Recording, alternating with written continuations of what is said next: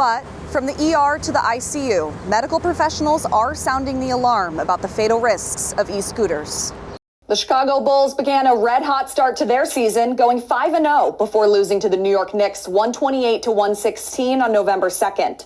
The team has spent much of the early part of the season on top of the Eastern Conference with a 6-1 record.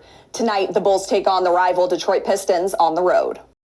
With the Big East tournament just around the corner and DePaul with just 2 home games left, the Blue Demons look to clinch a winning season for the first time since 2019.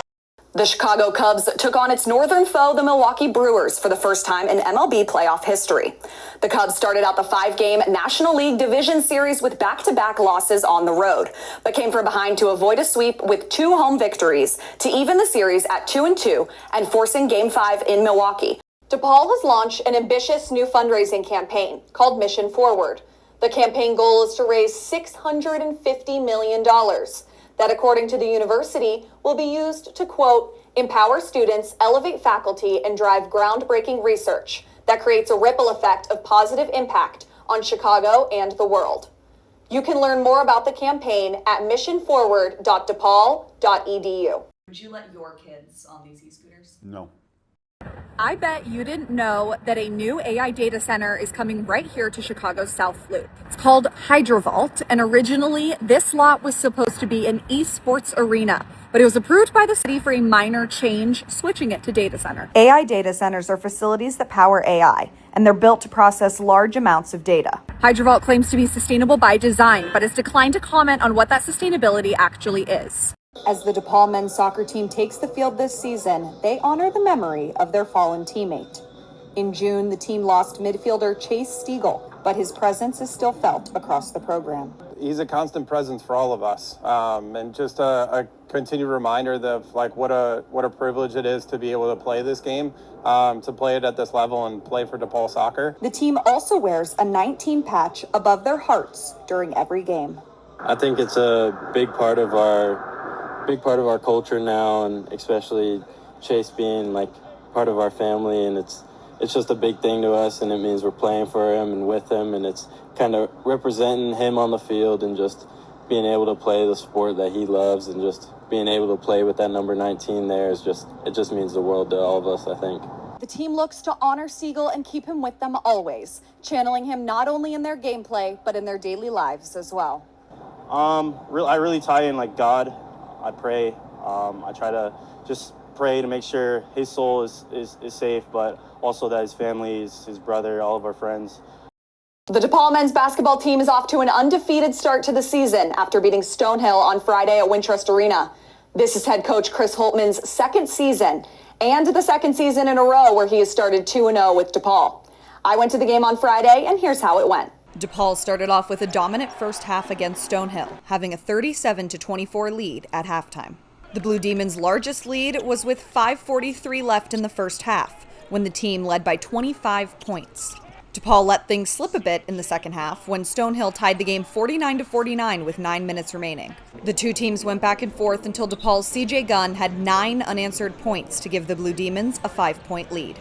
Gunn had a career night with 28 points, 6 rebounds, 4 assists, and 3 steals.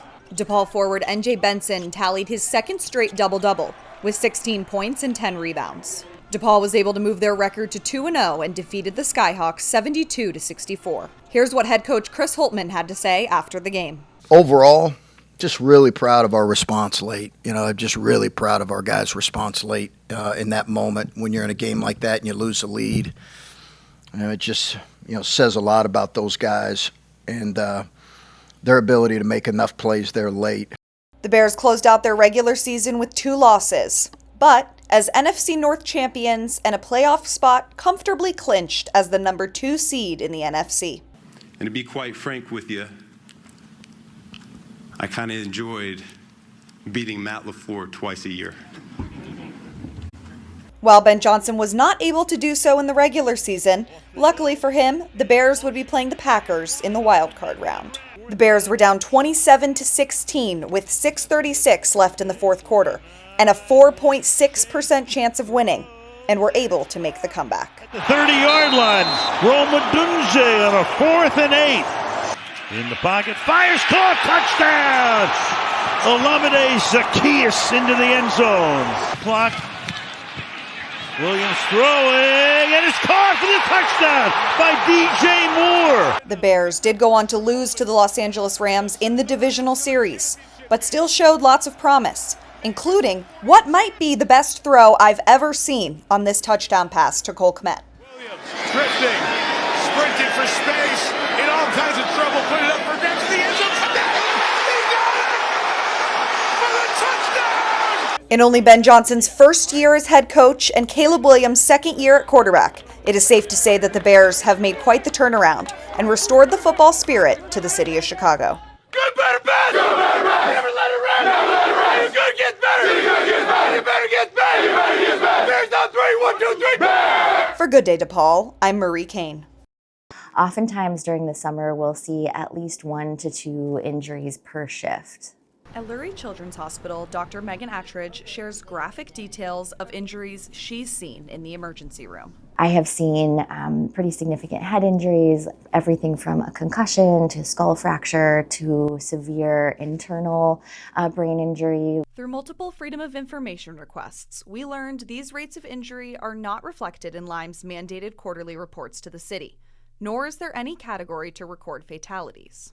Specifically, no mention of Violet's death, just one severe incident recorded in March. Those Lime scooters are dangerous as Kennedy Wiles, a nurse at the University of Chicago Medical Center, has gotten nearly 16 million TikTok views for her videos on e-scooter-related injuries and deaths. Get them off the road. I really think that's our best chance of preventing these injuries. They should just not be available, in my opinion.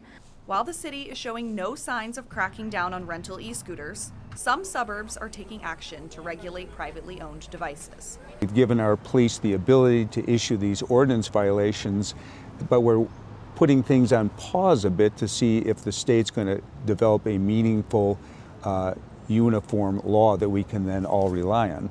This is what Illinois Secretary of State Alexi Janulius says he is trying to accomplish with a new bill. We started speaking to folks at our hospitals that were seeing their emergency rooms start to fill up because of accidents that were occurring because of these e-bikes and e-scooters. We said it's time for us to be leaders on this issue. If passed, the bill would establish statewide standards for e-scooter and e-bike safety.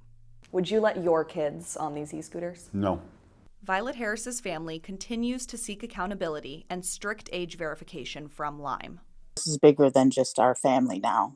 We're trying to prevent it from happening to other families. For DePaul's Center for Journalism, Integrity, and Excellence, I'm Marie Kane. And I'm Lindsay Freiberger.